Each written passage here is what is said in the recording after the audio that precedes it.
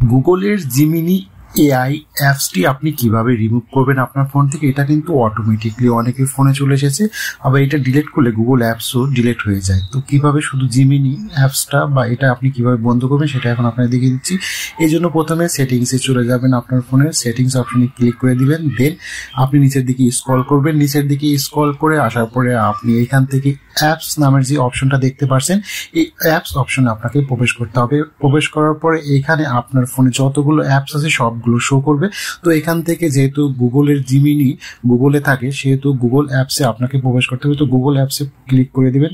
Click করে দেওয়ার পরে উপরে দেখতে পাচ্ছেন 3 ডট, এই 3 ডটে আপনি ক্লিক করে দিবেন। 3 ডটে ক্লিক করে দেওয়ার পরে আনইনস্টল আপডেটস যে অপশনটা আছে এখানে ক্লিক করে দিবেন এবং নিচে এরকম একটা লেখা চলে আসবে। তো এখান থেকে আপনি ওকে করে দিবেন।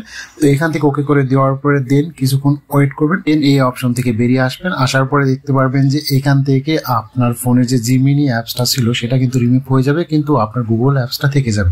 তো এভাবে কিন্তু খুব সহজে আপনি আপনার মোবাইল থেকে জিমিনি আপনি রিমুভ করতে পারবেন বা ডিলিট করতে পারবেন, কিন্তু গুগল অ্যাপস ডিলিট হবে না। ধন্যবাদ।